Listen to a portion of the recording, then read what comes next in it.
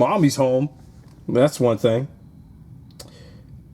What's happening, YouTube? Anthony on Power Rangers Lost Galaxy fan film with a brand new PRLostGalaxy2014 review. And today we are taking a look at Mattel's WWE Elite Collection Series 117, Rhea Bloody Ripley, or yeah, the Eradicator.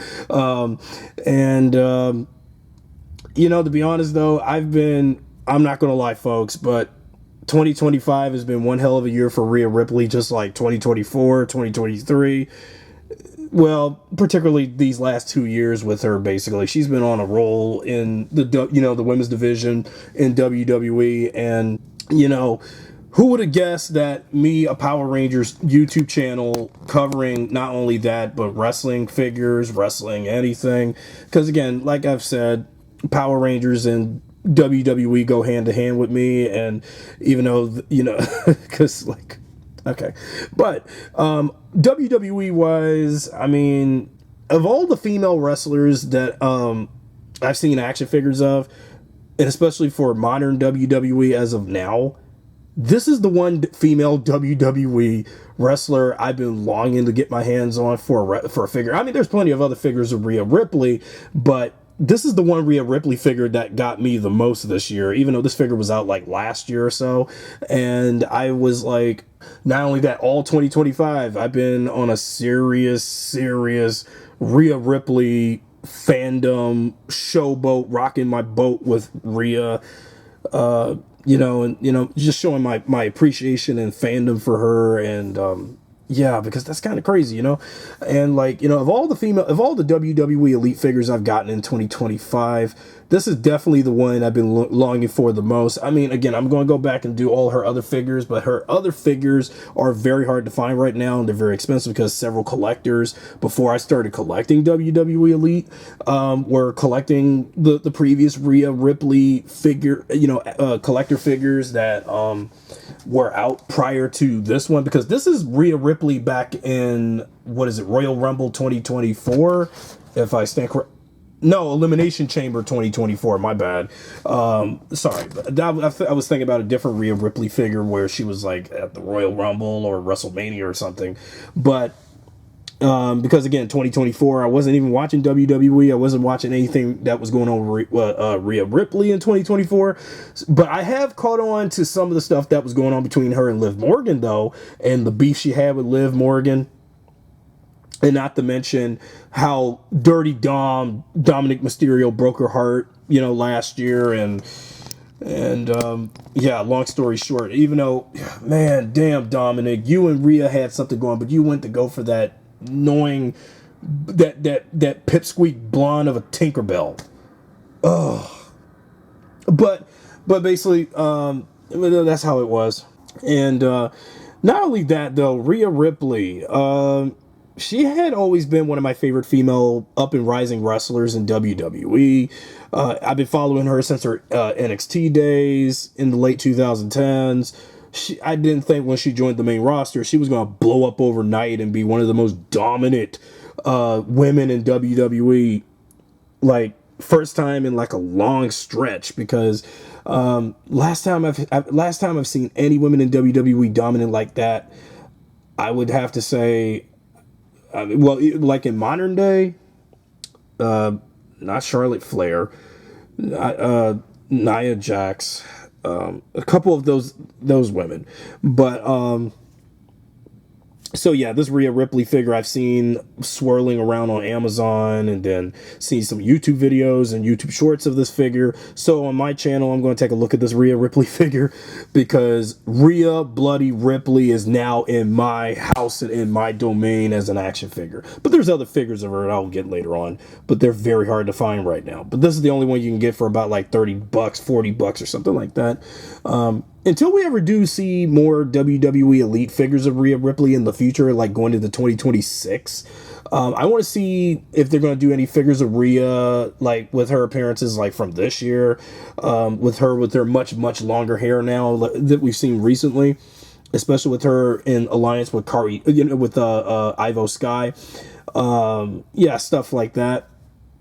Hopefully we'll see more of those variants of Rhea Ripley in the Elite collection, because I really like Rhea Ripley. She is currently one of my favorite female wrestlers in WWE, and I will not compare her to a female wrestler that had a very gothic vibe from back in the day, who was wasted potential, who sadly, yeah, I don't want to go there. Anyway, so here's the front of the package for Rhea Ripley, you know, with the front render of her with that purple eye makeup underneath, and, you know, her interchangeable hands and stuff, and then the figure just balling it up like, yeah, this is, you know, this is my house, bitch, kind of, you know, I'm the most dominant force in the women's division. And another side render of her. And then this image. Now, again, since I'm a sucker for Australian women, but hey, so here's Rhea, you know, that render of Rhea from Elimination Chamber 2024, which was just last year around this time, by the way. Okay, so here's her backstory. The Eradicator successfully defended her women's world championship against Nia Jax at Elimination Chamber 2K24 because Mami always winds up on top. Yeah, you damn right about that. Unlike a certain gothic TNA knockout who, again, she was nothing. But Rhea Ripley is everything I wish that Scream Queen of pro wrestling was, but better.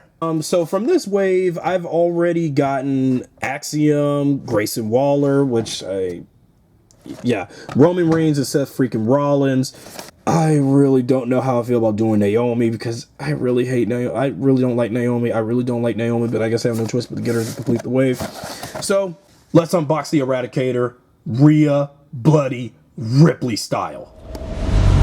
Okay, well, unfortunately, since it's just the figure, there's not much going for her accessory-wise, but just these interchangeable hands you can switch out, and that's just about it. Maybe, as a matter of fact, take the bald fists out and switch out those fists for the open hands, so when I do certain gestures with her opening her jacket out, you know, like a rock star and stuff, because basically when you look at Rhea Ripley, she kind of is like a, you know, rock star of, you know, pro wrestling right now, you know, and she basically is like one badass biatch with attitude. And again, trying to get the hand out and try to, you know, just switch that hand out and just put this in because, you know, with just those bald fists, I mean, I mind the bald fists, but okay. So here is Rhea Ripley, Rhea Bloody Ripley, you know, trying to put the jacket in, you know, put the hand in the, you know, open the jacket up. Yeah, you can take the jacket off too a little bit, but I think I'm about to keep this on because that's how she came out for the, you know, for this figure.